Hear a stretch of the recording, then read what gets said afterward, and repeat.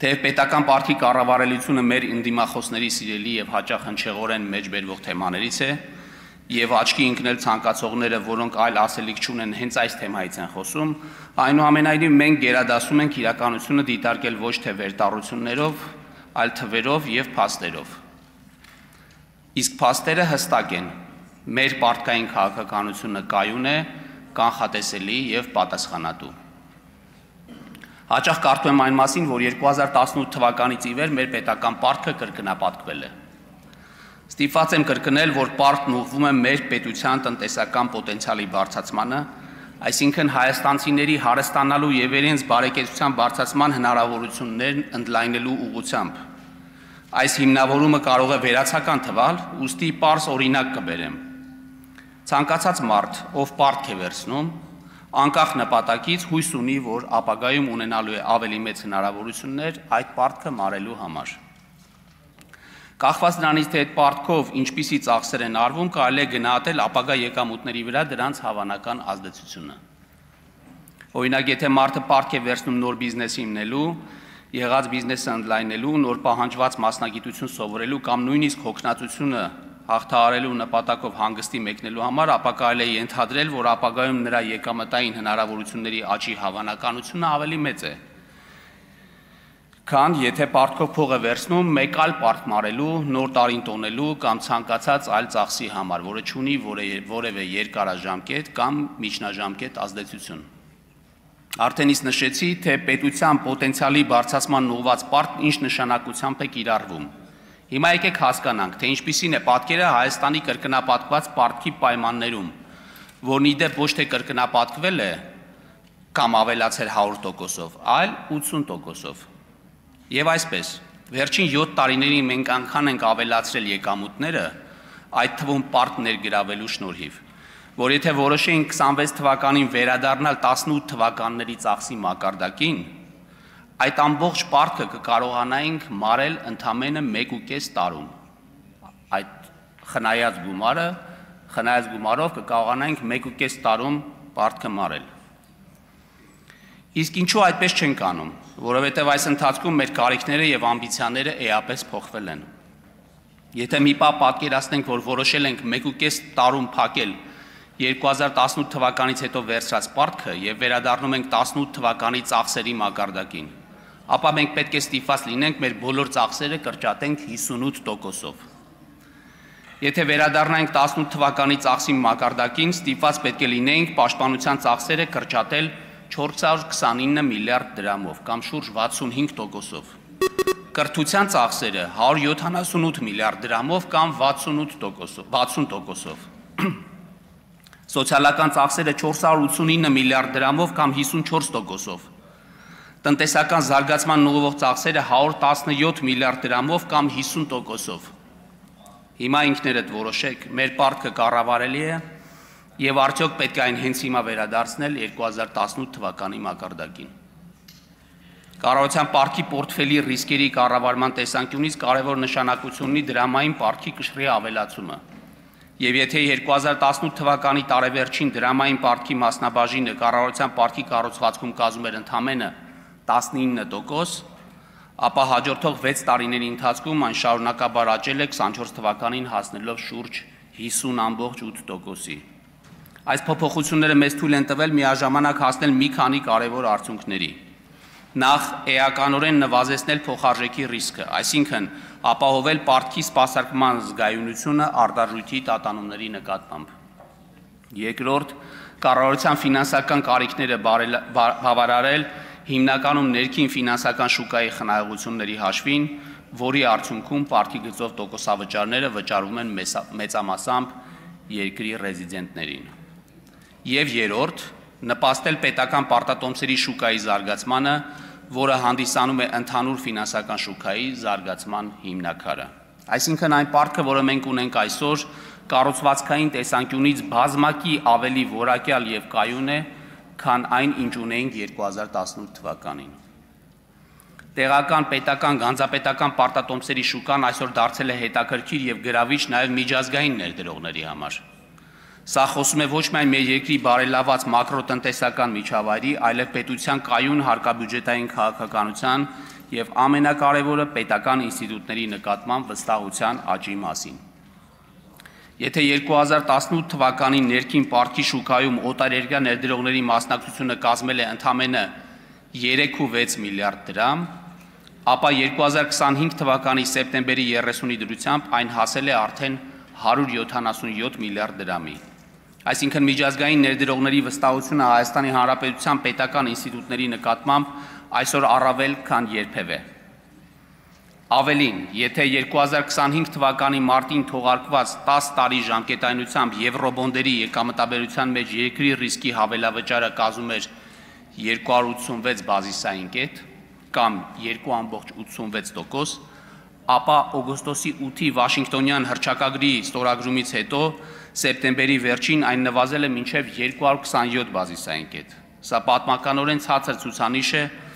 ինչը թույլ է տալիս ամրագրել եւս մեկ անգամ, որ մենք ընկալվում ենք որպես շրջահայաց եւ պատասխանատու քաղաքականություն վարող պետություն, որը գործում է իր հնարավորությունների սահմանում, բայց նաեւ ապագային միտված խելամիտ ներդրումներ է կատարում։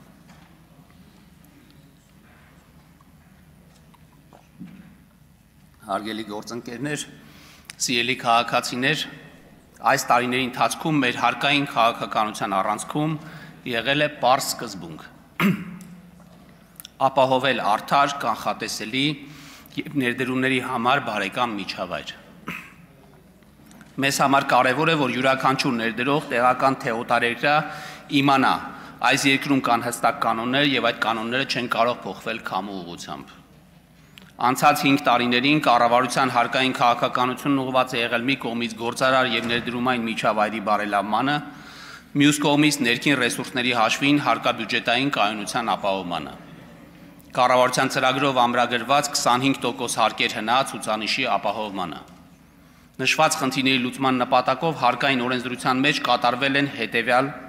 համակարգային փոփոխությունները։ Վերանայվել է հանքարդյունաբերության ոլորտի հարկման ռոյալթիների համակարգը։ Արդյունքում ներդրվել է ընկերությունների բարձր շահութաբերության պայմաններում ռոյալթիի հաշվարկման լրացուցիչ բաղադրիչ, որը հնարավորություն է ընձեռնել միջազգային շուկաներում մետաղների բարձր գների պայմաններում ապահովել պետական բյուջեի լրացուցիչ եկամուտներ։ Մասնավորապես 23-24 թվականների արդյունքներով ռոյալթիի լրացուցիչ բաղադրիչի գծով պետական բյուջեի եկամուտները կազմել են շուրջ 26 միլիարդ դրամ։ Երկու շարունակական փուլելով վերանայվել է ինտերնետ շահումով խաղերի համար կիրառվող պետական տուրքի համակարգը։ Արդյունքում էականորեն բարձրացվել է շահումով խաղերի ոլորտի հարկային բեռը։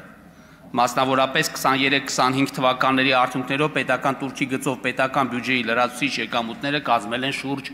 38 միլիարդ դրամ։ Շարունակաբար բարձրացվել են ակցիզային հարկի դրույքաչափերը։ Արդյունքում մի կողմից կրճատվել է վնասակար սպառումը, դրանով նպաստելով առողջ ապրելակերպի զարգացմանը, մյուս կողմից պետական բյուջեն յուրաքանչյուր տարի ստացել է շուրջ 11 միլիարդ հավելյալ հարկային եկամուտներ։ Ներդրվել եւ շարունակաբար բարելավում է ֆիզիկական անձանց եկամուտների հայտարարագրման համակարգը։ Արդյունքում կարևոր քայլ է կատարվել ֆիզիկական անձանց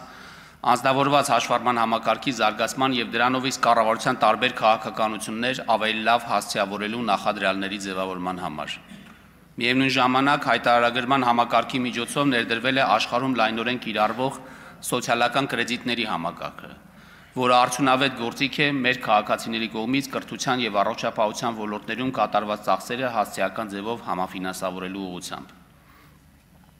Մասնավորապես 2025 թվականի նոյեմբերի 3-ի դրությամբ սոցիալական ծախսերից օգտվել են շուրջ 60,000 հայտարարատու ֆիզիկական անձինք եւ հետ են ստացել շուրջ 5 միլիարդ դրամ գումար։ Մեկ հայտարարատուին բաժին ընկնող սոցիալական ծախսի գումարը կազմել է շուրջ 83,000 դրամ։ Լայն շրջանակի բյուջետային ծրագրերով աջակցության գործիքներ են նախատեսվել գիտական հետազոտություններ եւ մշակումներ իրականացող կազմակերպությունների համար։ Գրավիչ հարկային միջավայր է ձևավորվել տեղեկատվական տեխնոլոգիաների ոլորտում գործունեություն իրականացնողների համար։ Արդյունքում ակնկալվում է, որ նշված ոլորտներում նկատվելու է լրացուցիչ տնտեսական ակտիվություն, ստեղծվելու են նոր աշխատատեղեր, մեր երկիրն ամրապնդելու իր դիրքերը տեխնոլոգիական աշխարհում։ Վերանայվել է շրջանառության հարկի համակարգը։ Արդյունքում շրջանառության հարկի գծով հարկային բեռը վերաբաշխվել է ավելի արդարացի ձևով, Քանի որ ձեռքբերումները փաստաթղթերով հիմնավորող հարկ վճարողների համար հարկային բեռը նվազել է, իսկ ձեռքբերումները փաստաթղթերով չհիմնավորող հարկ վճարողների համար բարձրացել։ Այսպես, 2024 թվականի առաջին կիսամյակում նվազագույն 1.5% դրույքաչափով հարկվել է առևտրական գործունեությունը իրականացնող հարկ վճարողների 37%-ը,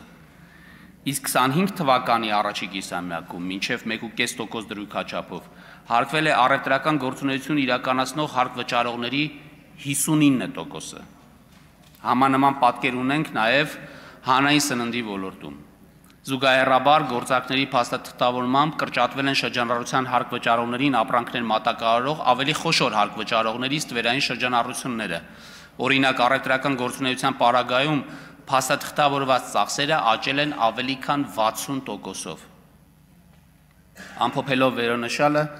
կարող ենք հստակ արձանագրել,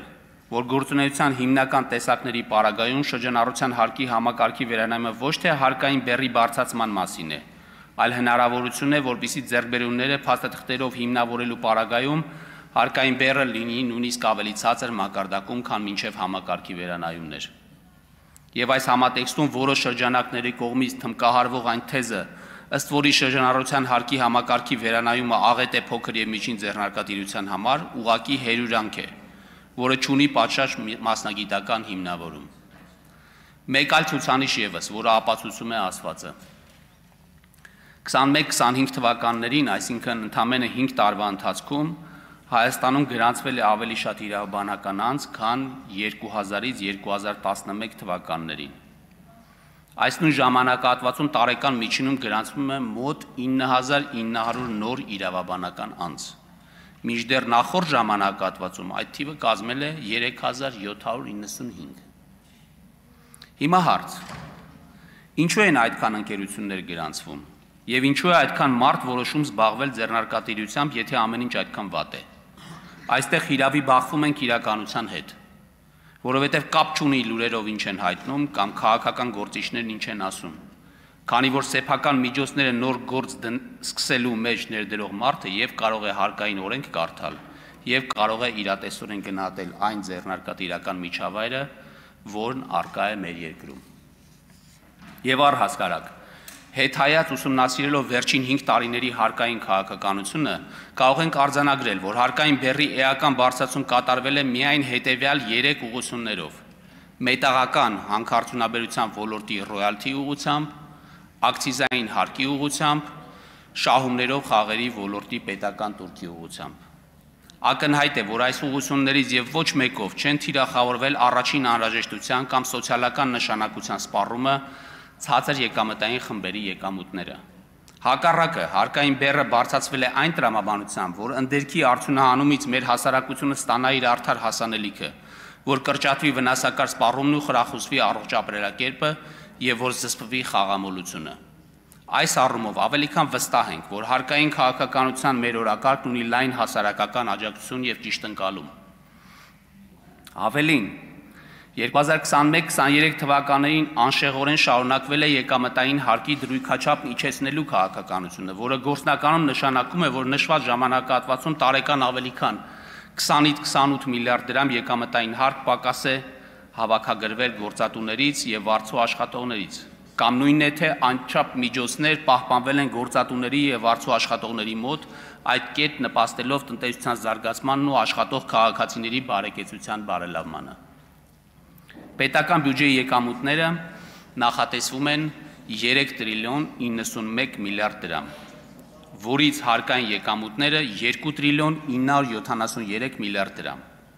Հարկային վարչահարության բարելավման, ստվերի դեմ պայքարի, ինչպես նաև հարկային քաղաքականության միջոցառումների արդյունքում ակնկալվում է ապահովել հարկեր հնա հարաբերակցության բարելավում սպասողականի համեմատ 0.4%-ային կետով։ Իդեպ սպասողականի մասին խոսելուց ասեմ, որ այս տարի սպասում ենք 1%-ային կետով բարելավում։ Խոսելով առաջիկա տարիների հարկային քաղաքականության մասին, պետք է նշել, որ ներկա փուլում ընթանում են հարկային քաղաքականությունը վերաիմաստավորելու հայեցակարգային քննարկումներ։ Նպատակը կայուն տնտեսական աճի եւ բարեկեցության ապահովման ուղղված այնպիսի հարկային համակարգի ձևավորումն է, որը նաև զերծ կլինի հաճախակի փոփոխություններից և հարկ վճարողների համար կապահովի կանխատեսելի հարկային միջավայր։ Ուշադրության կենտրոնում են լինելու հատկապես այլընտրանքային հարկային համակարգերի վերանայման, ներդրողներին լրացուցիչ հարկային խթանների տրամադրման հարցերը։ Զուգահեռաբար քննարկվելու են հարկային վարչահարության առաջադեմ գործիքների ներդրման, հարկային մարմնի կողմից հարկ վճարողներին ավելի որակյալ ծառայություններ մատուցելու հարցերը։ Այս ամենով հանդերձ ակնկալվում է հնարավորին չափ պարզեցնել հարկային օրենսդրությունն ու հարկային համակարգն ընդհանրապես։ Հարգելի գործընկերներ, գնումների համակարգը մեր տնտեսության առանցքային հենասյուներից մեկն է, եւ այս ուղղությամբ եւս վերջին տարիներին ունեցել ենք զգալի առաջընթաց, ուղղված թափանցիկության, արդյունավետության եւ հաշվետվողականության բարձրացմանը։ Նախ գրանցել ենք մեկ անձից իրականացվող գնումների էական նվազում։ 2021 թվականներին ճգնաժամային զարգացումների պայմաններում մեկ անձից գնումների մակարդակը հասել էր համապատասխանաբար 18.3 եւ 22.3%-ի։ Սակայն հաջորդ տարիներին կառավարությունը հաջողվել է հետևական աշխատանքի արդյունքում էականորեն նվազեցնել այս ցուցանիշը, 24 թվականին այն հասցնելով ընդամենը 8.6%-ի։ Եթե 21 թվականին իրական մեկ անձից գնումները կազմում էին 7.4%,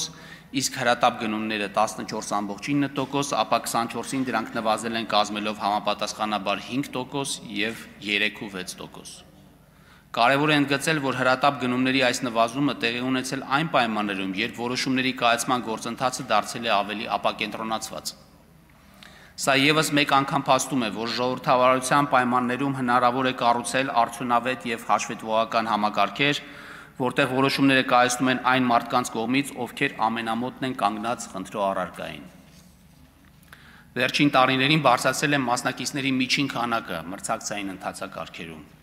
Եթե 2019 թվականին մեկ մրցույթի միջին մասնակցությունը կազմում էր 2.5 մասնակից, ապա 24 թվականին այդ ցուցանիշը աճել է հասնելով 3 մասնակցի։ Սա բարձր ցուցանիշ է մեր նման երկրների համար։ Համեմատության համար հարևան Վրաստանում 23 թվականին այդ ցուցանիշը կազմել է 2 մասնակից։ Այս ամենը վկայում է, որ մասնավոր հատվածը գնալով ավելի է վստահում պետական գնումների համակարգին։ Դա նշանակում է մենք շարժվում ենք ճիշտ ուղղությամբ, համակարգը դառնում է ավելի բաց, կանխատեսելի եւ հավասար հնարավորություններ է ապահովում բոլորի համար։ Էական է ընդգծել նաև այն, որ մենք աննախադեպ թափանցիկություն ենք հաղորդել գնումների գործընթացին։ 21 թվականը կարելի է համարել շրջադարձային տարեթիվ պետական գնումների համակարգում։ Հայաստանն իրականացրեց թռիչքային քայլ դեպի թափանցիկություն, օրենսդրորեն ամրագրելով ոչ միայն մրցույթին մասնակցած եւ պարտված մասնակիցների, այլև քաղաքացիական հասարակության եւ լրագրողական համայնքի իրավունքը մասնակցելու պայմանագրերի կառավարմանը։ Այս մոտեցումը հնարավորություն տվեց, որ հանրային վերահսկողությունը պայմանագրերի կառավարման փուլում դառնա իրական։ Աշխատելով համայնքի եւ հասարակական կազմակերպությունների հետ կառավարությունը ել ավելի է պարզեցրել գործընթացները։ Արդեն իսկ կան գրանցված 15 կազմակերպություններ, որոնք գործուն մասնակցություն ունեն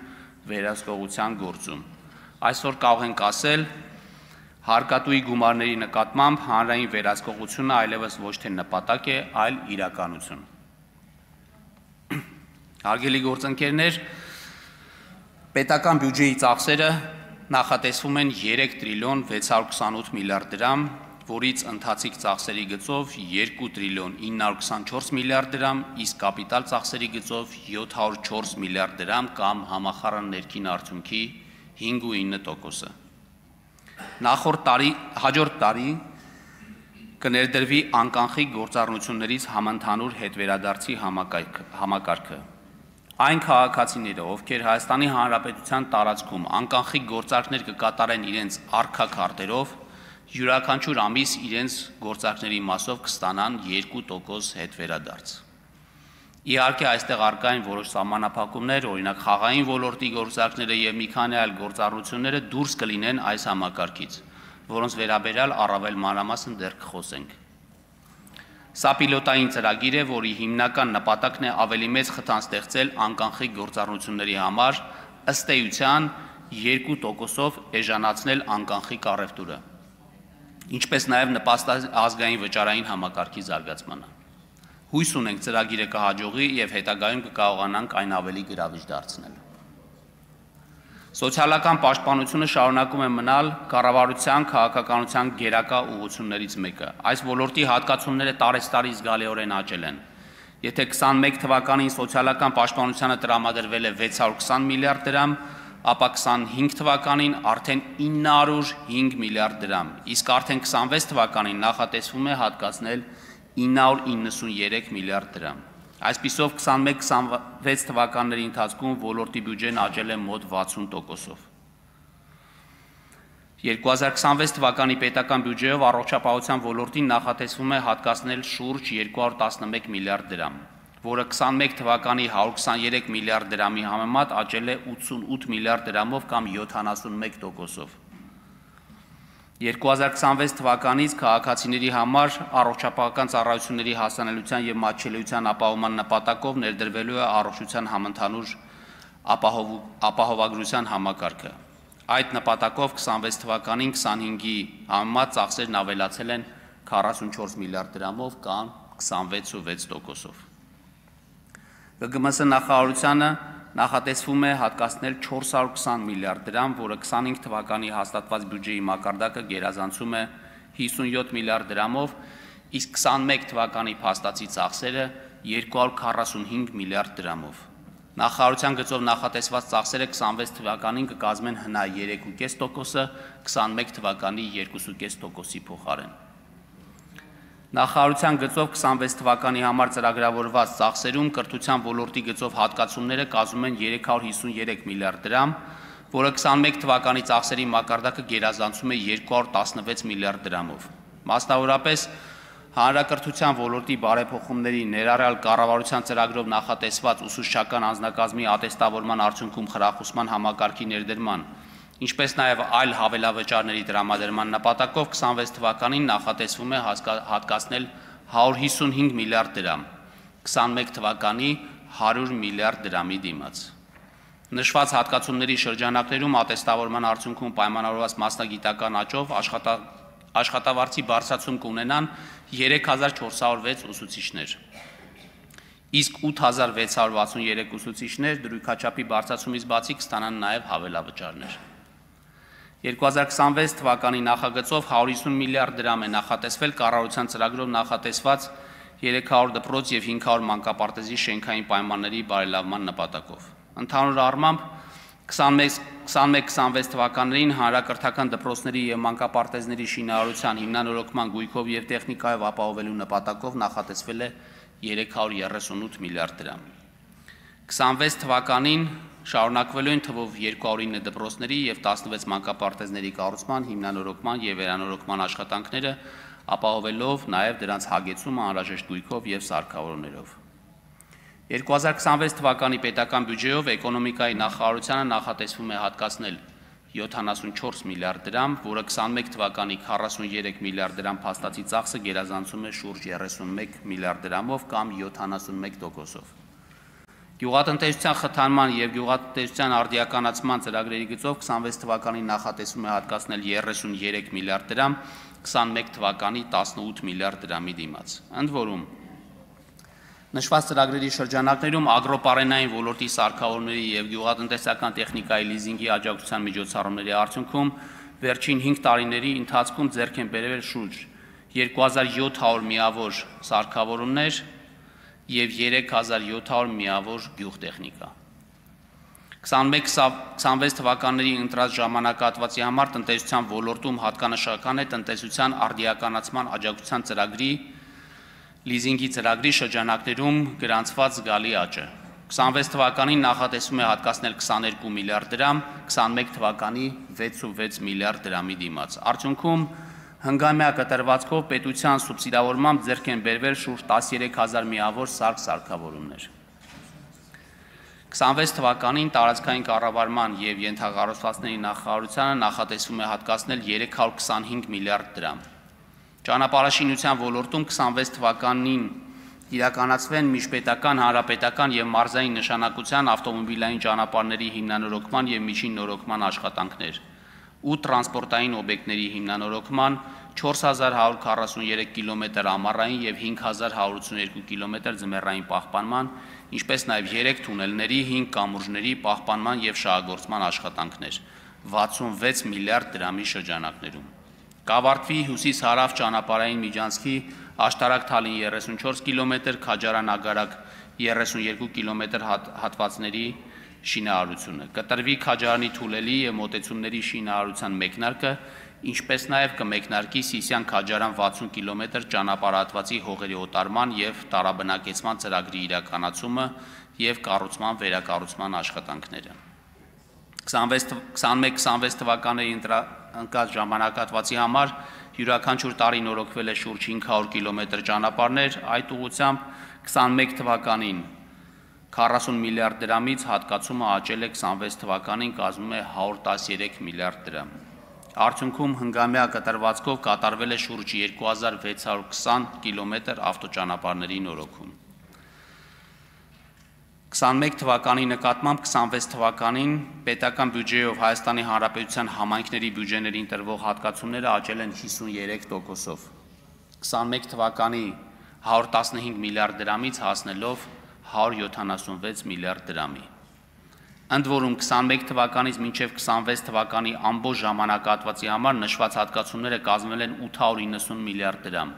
որից ֆինանսական համահարթեցման դոտացիաները կազմել են 490 միլիարդ դրամ։ Մասնավորապես տնտեսական եւ սոցիալական ենթակառուցվածքների զարգացման նպատակով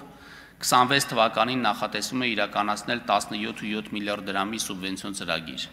21-25 թվականին իրականացվել են 108 միլիարդ դրամի սուբվենցիոն ծրագրեր։ Մասնակցային բյուջետավորումը առաջի անգամ Հայաստանում ներդրվել է 2024 թվականին, որի համար պետական բյուջեով նախատեսվել է 500 միլիոն դրամ 4 համայնքներում ծրագրի պիլոտային իրականացման համար։ Ծրագրի շրջանակներում ֆինանսավորվել է 8 ծրագիր։ Փորձարկման դրական արդյունքների հիման վրա 25 թվականին գործընթացն ընդլայնվել է, ընդգրկելով 21 համայնք։ Ծրագրերի ֆինանսավորման համար հատկացվել է 1 միլիարդ դրամ, որի շրջանակներում նախատեսվում է իրականացնել 39 ծրագիր տարբեր ոլորտներում, այդ թվում հանրային բացօթյա տարածքների բարեկարգում, ժամանց, սպորտ, կրթություն, մշակույթ, ջրագծերի, բնապահպանության եւ ճանապարհաշինության ուղղություններով։ 26 թվականին պետական բյուջեի նախագծով նախատեսվում է կրկնապատկել ծրագրի ֆինանսավորման ծավալը եւ համայնքների թիվը։ 2026 թվականին կշարունակվեն բարեփոխումները ջրային ոլորտում, այս ուղղությամբ նախատեսված շուրջ 35 միլիարդ դրամի շրջանակներում։ Ոլորտում իրականացվող բազմաթիվ աշխատանքների արդյունքում կարելի է առանձնացնել ընթացիկ տարում ավարտին հասցվող Վեդիի ջրամբարի կառուցման աշխատանքները։ Վեդիի 29 միլիոն մետր խորանարդ ընդհանուր ծավալով ջրամբարի կառուցումը կբարձրացնի Վեդիի շրջանի շուրջ 3200 հեկտար հողատարածքների ջրապահովման մակարդակը, իսկ ինքնահոս համակարգի անցնելու արդյունքում տարեկան կտնտեսվի շուրջ 19 միլիոն կիլովատ-ժամ էլեկտրաէներգիա։ Հարգելի գործընկերներ, սիրելի քաղաքացիներ, ինչպես նշեցի, սա մեր հնգամյա ճանապարհի ամփոփիչ բյուջեն է, սակայն այն միաժամանակ նաև հաջորդ կառավարության գործունեության 2 տարիների ուղենիշային բյուջեն է, քանի որ առաջին անգամ բյուջեն ներկայացնում ենք 3 տարվա հորիզոնով, որը պլանավորման մշակույթի հետևողական բարելավման ևս մեկ դրսևորում է։ Այս բյուջեն մարդու մասին է, որպես պետության շարժիչ ուժի, ում աշխատանքի ստեղծարար անսպառ ներուժի եւ վստահության հիման վրա է կառուցվում մեր ապագան։ Մենք մեծացնում ենք ներդրումները կրթության, առողջապահության, սոցիալական պաշտպանության եւ ենթակառուցվածքների ոլորտներում։ Մեր երեխաների դպրոցներն ու մանկապարտեզները, մեր ճանապարհներն ու ջրամատակարարման համակարգերը պետք է լինեն այս բյուջեի ամենատեսանելի արդյունքները։ Այս ամենով հանդերձ, թեև մենք անշեղորեն բարելավում ենք մեր ցուցանիշները, Հայաստանի Հանրապետությունում աղքատության մակարդակը եւ գործազրկությունը շարունակում են բարձր մնալ։ Եթե գործազրկությունը կարողանայինք նվազեցնել 6.3%-ային կետով, այն նվազեցնելու միջազգայինորեն ընդունված 6% մակարդակին, դա կհանգեցներ ոչ միայն 85,000 մարդու աղքատության հաղթահարման, այլ նաև հնայի 4% աճի իր բոլոր հարակից էֆեկտներով։ Դրա համար ենք անընդհատ կրկնում, որ աղքատության հաղթահարման միակ ճանապարհը աշխատանքն է, որի իրականացման համար ներդրում ենք բոլոր ջանքերը։ Ներառական աճ ապահովելու համար Կարևոր է, որ ցածր եկամուտ ունեցող կամ աղքատ մարդիկ ունենան հավասար հնարավորություններ։ Հավասար հնարավորություններ ունեն թե կրթության, թե ենթակառուցվածքների հասանելիության եւ թե ֆինանսների հասանելիության առումով։ Հայաստանում ապրող յուրաքանչյուր մարդ պետք է ունենա ընտրություն ստեղծելու իր սեփական գործը կամ օգնելու ուրիշին իր գործը հաջողելու համար։ Այս նպատակով է, որ մենք ոչ թե գործարաններ ենք կառուցում, այլ ստեղծում ենք այնպիսի պայմաններ եւ միջավայր, որտեղ ցանկացած հայաստանցի կկարողանա իրացնել նոր բան ստեղծելու իր գաղափարները, այնպես ինչպես բոլորը, եւ մատնված չի լինի թշվառության կամ էլ ստիպված չի լինի նվազագույն աշխատանքով աշխատել որևէ մեկի գործարանում։ Ամփոփելով ելույթս ցանկանում եմ ընդգծել 2026 թվականի պետական բյուջեն մեր երկրի զարգացման ճանապարհային քարտեզն է։ Այն միավորում է աշխատանքը,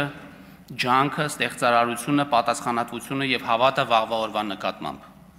Մենք կառուցում ենք մի Հայաստան, որտեղ աճը ոչ թե վերևից տեսանելի ցուցանիշ է, այլ յուրաքանչյուր քաղաքացու բարեկեցություն, որտեղ հնարավորությունները ընդլայնվում են, իսկ վստահությունը ամրանում։ Այս ամենով հանդերձ մեր նպատակն իհարկե նաեւ այն է, որ այս հաջող պատմությունը շարունակվի եւ դառնա զարգացման ուղի։ Ոչ թե մեկ շրջափուլի ձեռքբերում, այլ մեր պետության կայուն ընթացքի պատմություն։ Եվ հենց այդ պատճառով էլ 2026 թվականի բյուջեն վերջինը մեր կառավարության այս ժամկետում միաժամանակ ավարտ չէ, այլ սկիզբ նոր հնարավորությունների համար, որոնք իրագործելի են խաղաղության եւ վստահության անխախտելի պայմաններում։